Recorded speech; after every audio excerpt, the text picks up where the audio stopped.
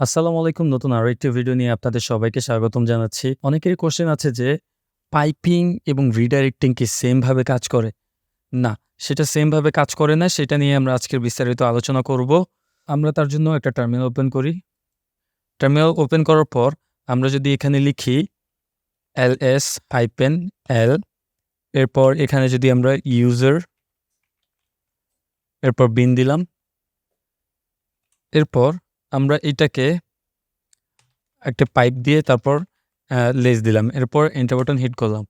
তো হিট করার পর এখানে আমরা কি দেখতে পাচ্ছি যে এইটার যে লিস্টটা আমাদেরকে কিন্তু দেখাচ্ছে। হ্যাঁ, আমরা যে ডিরেক্টরির লিস্টে দেখতে চাচ্ছি সেটা কিন্তু আমাদেরকে দেখাচ্ছে। তো এখন আমরা একটু ব্যাকে আসি। তো এই সেম কাজটা যদি আমরা ls এরপর আমরা এখানে একটা কাজ করি।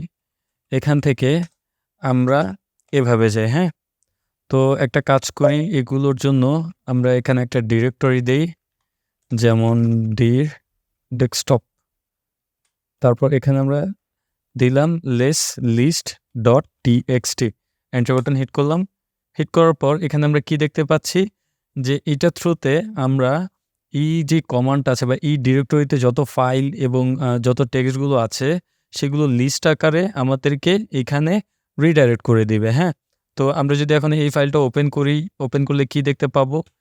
এই বিষয় নিয়ে অলরেডি আমরা আলোচনা করেছিলাম। তো এখন আমরা এখান থেকে সিডি ডেস্কটপ যাই। এরপর এখান থেকে আমরা ls দিই। এখানে আমরা দেখতে পাবো list.txt এই নামে একটি ফাইল আছে। এখন আমরা যদি এখানে ক্যাট দিয়ে তারপর আমরা এখানে যদি list.txt এটাকে দেখতে চাই, এখন এন্টার বাটন হিট করি। এখানে আমরা দেখতে পাবো যে ওই ডিরেক্টরির বা ওই লোকেশনের ফাইলের মধ্যে যেই টেক্সটগুলো ছিল বা যেই কন্টেন্টগুলো ছিল সেগুলো কিন্তু এখানে রিডাইরেক্ট হয়ে গিয়েছে। তো এই বিষয়গুলো আপনারা অলরেডি জানেন, বাট কনফিউজিংয়ের বিষয়টা কি যে পাইপিং এবং এই রিডাইরেক্টিং এটা কি সেম ভাবে কাজ করে কিনা বা এটা অ্যাকচুয়ালি কিভাবে কাজ করে। তো আমরা এটা যদি আবারও আমরা প্রিভিয়াস যে কমান্ডটা আছে সেটাতে যাই, আমরা অ্যারো আপ দিয়ে প্রিভিয়াস কমান্ডগুলোতে যাচ্ছি। যারা আমাদের এই ভিডিওগুলো দেখেননি তারা অবশ্যই পূর্বের ভিডিওগুলো দেখে তারপর এখানে আসবেন, তাহলেই আপনারা অনেক কিছু বুঝতে পারবেন। আদারওয়াইজ আপনারা শুধু কনফিউশনে থাকবেন যে আসলে কি দেখাচ্ছে, কিছুই তো বুঝতে পারতেছি না। তো এটা আপনারা প্রথম থেকে সিরিজটা শুরু করবেন, আমি রিকমেন্ড করব, তাহলেই আপনারা বুঝতে পারবেন যে আসলে আমরা কিভাবে শুরু করেছিলাম। তো এখানে দেখেন আমরা যখন এই লেস দিই, লেস দেওয়ার পর আমরা এখানে যে যখনই আমরা পাইপ ইউজ করি তখন সে কি করে বলুন তো? এই সেকেন্ড যে কমান্ডটা আছে সেটার সাথে সে কানেক্ট করে। হ্যাঁ, এখন যদি আমরা এখানে একটা রিডাইরেক্টিং সিম্বল দিই, দেওয়ার পর এখন যদি আমরা বলি যে লেস লিস্ট লিস্ট নো, এখানে আমরা জাস্ট দিলাম বিন লিস্ট। হ্যাঁ, বিন list.txt, এন্টার বাটন হিট করি। এখানে আমরা দেখতে পাবো যে সে কি করতেছে, সে জাস্ট রিডাইরেক্টিং করতেছে। হ্যাঁ, এই বিষয়টা অনেক কনফিউজিং যে এখানে তো আমরা পাইপিং দিলাম, তাহলে সেটা কাজ করতেছে না কেন?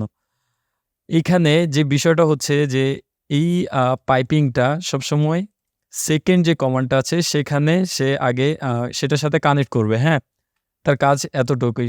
তো সে যখনই কানেক্ট করতে গেল তখনই দেখলো যে এখানে রিডাইরেক্টিং আছে। দ্যাটস ওয়াই সে এই রিডাইরেক্টিংটা আমাদের এখানে করে দিল। হ্যাঁ, এবং এই প্রিভিয়াস যে কাজগুলো সেগুলো কিন্তু আর এখানে দেখাচ্ছে না। তো এখন যদি আমরা এটাকে ওপেন করি, এখানে দেখতে পাবো যে এই ডিরেক্টরি বা এই ফাইলের ভেতরে যতগুলো কনটেন্ট আছে সে কিন্তু সেগুলো এখানে রিডাইরেক্ট করে দিয়েছে।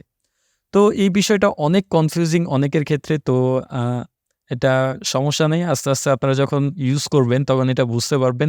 থিওরিটিক্যালি এভাবে আসলে প্র্যাকটিস ছাড়া বোঝানোটা অনেক কষ্টসাধ্য হয়ে যায়। তো এরকম অনেক বিষয়বস্তু আছে যেগুলো আপনারা চাইলে প্র্যাকটিসের থ্রুতে আপনারা জানতে পারবেন। হ্যাঁ? তো আজ এই পর্যন্তই। দেখা হবে নেক্সট পর্বে। আল্লাহ হাফেজ।